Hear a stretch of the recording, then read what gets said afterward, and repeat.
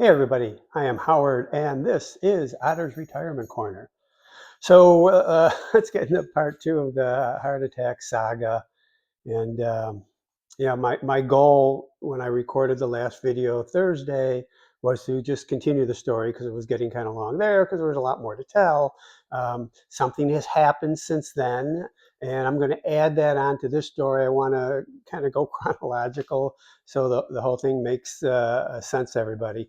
First of all, I want to thank everybody who commented on my first heart attack video.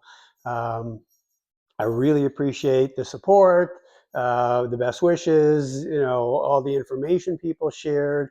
99% of the comments were positive and good. So thank you for that. Hopefully we can continue that. The one thing I wanted to address as far as comments that came up over and over and over and over again is the idea of me having my wife take me to the hospital instead of calling for an ambulance. And as most people said, yes, it's a better idea to call for an ambulance. 99% of the time, I totally agree with that. But what you have to understand is here we are on a Sunday morning, 8:45. There's not going to be much traffic at all, and we are 1.6 miles from the hospital. So we could get there in 3 minutes unless we get stopped at a light, the one light for the whole sequence, and maybe it would go to 4.5 to 5. My guess is Sunday morning, the light wouldn't be very long anyway. Um, so we got there in 3 minutes. The ambulance certainly would have taken 5 to 10 minutes to get to my house. That was our decision. But yes, in general, take an ambulance. That's 100% good advice. All right. So now I want to pick up where after the surgery, I get back in the room, and even from the point they started wheeling me out of the cath lab, I was I was addled. I was confused. Everybody sounded like they were shouting. Every word I heard was a shout. Um, I didn't understand the words people were saying, and I wasn't able to form words in my head, which is weird because whatever drugs they gave me didn't seem to have any effect during the procedure. Um, I do know somebody said fentanyl, and I knew the word fentanyl, only I didn't know what it was or what it meant. And I think they were kind of expecting this because they're asking me some simple questions on the way back, on the way to a room. Things like, what day is it? Who's the president? What hospital are you in? And I know I absolutely blanked out on what hospital. I had no idea where I was at that moment. I don't know if I got the other questions right or wrong. Anyway, I get to my room, and a little while later, the doctor comes in, and I'm still kind of addled. And he went through this whole explanation of everything, and he's drawing, here's this artery, and here's this artery, and this is why it was so hard, and this is why it took 90 minutes. And I did ask why it hurt so much. And and he just sort of glossed over that the first time. So okay, fine. They leave me. I'm there. My wife was there, so she was able to hear it. Later on, the doctor came back later in the afternoon, and this time I pressed him. I said, that really hurt. Why did it hurt so much? Why did you let it hurt so much? Why did you let it go on? And the answer he gave me was, heart surgery is supposed to hurt. Okay. I didn't like that answer. I think you could see it in my face. um, what am I going to say to that? I'll press them again if I have the chance. I want to talk about that a little more. I've talked to a lot of people since that first video about the procedures they've had. In your comments also. One or two other people have described some pain, maybe one extreme. Some have described no pain. Um, it is what it is. At this point, there's no going back. So anyway, that was just an interesting comment he made to me. Then they gave me all these drugs. I now have Lipitor, Jardiance, Cozar, Nitrostat, which is nitroglycerin, which you only take in case you need it. Um, Pan Pantonix, which is like an antacid. Um, they gave me another drug I'm not going to take. Eldac, Eldactone they gave me, and Brilinta. Yes, I got 5, 6 new drugs here. A couple they gave me in case drugs. Um, and they told me to quit taking some things. Magnesium, diclofenac sodium, which, as some of you know, as others who know me, I have very bad arthritis throughout my body. And the only way I play softball or run track or anything is I take diclofenac or ibuprofen. Diclofenac is Voltaren. I don't know how I'm going to go on, with just Tylenol, but that's going to be my life now. So anyway, then they came to me, after I was more aware and awake, and they said, "Oh, by the way, we found something else on your CT." And we didn't want to bring it up because this was more important. But you have what's called celiac stenosis, and what that is a artery in the abdomen that is narrowed, which stenosis is, usually because of the same calcium buildup. Okay, what does that mean? Well, we have to put a stent in there.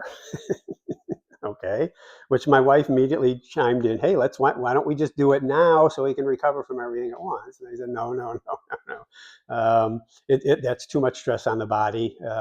This one they'd have to go in through the groin, and it has to be done. It's not crucial because apparently my body has adapted to it and is working around with other arteries." So I'm okay for now. It's not dire, but it has to be addressed very soon. So I have another surgery coming up. This time I will beg to get knocked out. I don't know what the procedure is yet, but I'll be going to see a vascular surgeon for that. So that's fun. Uh, so the other thing I came up was after the procedure, my head was just like I hit it against the wall multiple times. I assumed it was a side effect of some of the drugs they were giving me. I don't know. They didn't know. They started giving me, progressively stronger painkillers, and when the Percocet wasn't working too well, my wife chimed in again. "Hey, he's here. Let's do a CT," which actually delayed me about 6, 8 hours. So, I can blame her for that. They did the CT. There was nothing there. As I thought, it was probably like a side effect or just the stress or something. And the next day, it sort of dissipated on its own. So there was nothing there. But it was just a little bit more fun for me at the hospital. And then I finally got out of there Tuesday night after getting in there Sunday morning. So when I got home Tuesday night, I opened my computer, and from another hospital, I had an MRI result from the previous Monday that I had done on my knee. Now, I know for the last 2 months, I probably have a torn meniscus in my knee. And I've been playing softball with it and running track with it. And while I medicate and while I'm standing and running, it's not too bad. It's when I stop and when I sit down or when I, drive in the car and I get out and I just can't walk. So I know that had to be addressed. So, so I get this result. Horizontal tear of the body of the medial meniscus extending in the posterior horn. There's enlargement of the posterior horn of the medial meniscus proximal to the root attachment. Finding that could relate to displaced meniscal tissue. Okay. The quadricep tendon is normal in appearance. There's a mild patellar tendonitis. Full thickness chondral defect of the medial patellar facet extending into the blah, blah, blah. Full thickness chondral defects. 3 millimeter, this full thickness fissure, um, uh, full thickness chondral fissure of the weight bearing portion, medial condyle of the delamination. I don't know what all this stuff is. Bottom line is, I'm going to the. I had this already planned. I'm going to my orthopedic surgeon on tomorrow. Today's Monday. I'll be going there tomorrow, Tuesday. Almost certainly surgery. I've had this 3 times before. I know I'm going to need surgery. I don't know when I'm going to fit that in. And the problem now is that I'm on blood thinners. Not only can I not take anti-inflammatories for these pains, you can't have surgery. So to have the surgeries, I'm going to have to stop the medications I'm taking that the blood thinners, because then you're at risk of bleeding out during the surgery. So that was fun. All right, now let's get to the new heart attack. Um, Thursday night, um, I decided to start walking, and they told me, take it very easy. You're going to walk. So I had walked Thursday morning on the treadmill. I, want to do it inside, so in case something happens, I'm here and my wife's here, and we can monitor me more closely. I did okay, 2 miles an hour Thursday morning for about 10 minutes. I went on Thursday night and started walking again. I pumped it up a little bit more this time. Every couple of minutes, I take my pulse. It was 80, 84, 88, which is a little high for walking, but given the stress and what had gone through, I wasn't surprised, and the fact that I hadn't really worked out much in a week. Um, I get up to about 2.5 miles an hour, and I'm walking along, and suddenly my heart races. Um, it just took off, and I felt it. I felt the pounding, and suddenly I'm very lightheaded. I'm dizzy. I'm nauseous, and I'm passing out. So I got down on the floor. I yelled out for my wife. She came. She gave me a nitroglycerin pill. Um, don't know if it was warranted because I wasn't having chest pain, um, but took it. And this time, this is Thursday night. It's there's going to be tons of traffic out. So we actually got in the car and thought about driving, but it was like, yeah, what are we thinking? So we called an ambulance. The ambulance came and got me. Um, Took me to, and here's the ironic thing, they couldn't go to the hospital I went to on Sunday, the 1.6 miles away, because they were on bypass, meaning they were full and not receiving any more emergency ambulances. So I went to another hospital about 8-10 miles away. It took a really long time to get there. Go through all the same stuff in the ER that I went through the first time. And it wasn't as bad this time. Mostly it was the lightheadedness and the passing out that was really getting to me. So they took the blood test where they test for troponin. And, the first reading came out at 320 or whatever it was, which is high. Now, the problem is that could still be from the surgery to put into stents, or maybe it had gone down and this caused it to go back. Nobody knows. And the only way they know is to take the trend. So I did another one 2 hours later, and yes, it went up. So it was giving indications of more damage, more heart damage. Then I took another one, and it had gone down a little. So at this point, they decided to keep me again overnight. All the same, the EKGs all the time, ultrasound, echocardiogram, CT, just everything all over again. And they didn't find anything serious, but the blood enzymes of troponin suggest something happened. But they sent me home. So maybe I had a tiny little heart attack. Maybe I didn't. They're not sure what it is. The troponin is the only evidence they really have of anything happening. So um, on I go. This is what's today? Today's Monday morning.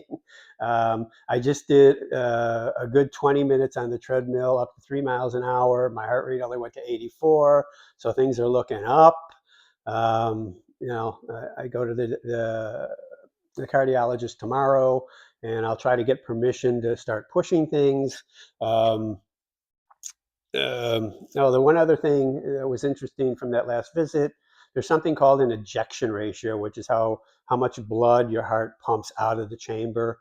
When I was in there the first time, the first heart attack, it was at 40%. And to me, I'm thinking, oh my God, I'm 60% down. Well, as I came to find out later, 50 to 70% is normal. They really scared me with that one. They gave me some drugs. One of the drugs they gave me is to help that. But when I went to the second time, the Thursday night, before I left Friday morning or Friday afternoon, they said, oh, your ejection ratio went up to 53%. So something's working. Something's good. Maybe the heart's repairing itself and I'm getting better. So go to cardiologist tomorrow, see what's going on. Anything interesting, I'll report back to you. I'd like to get back to regular topics here. Actually, I want to get back to softball and track, but I also want to get back to regular topics with you. So again, give me your questions, give me your comments. What other information? I tried to answer everybody who commented, and I think I did, and I'll continue to try to do so. But thanks for support, and we'll talk to you again later.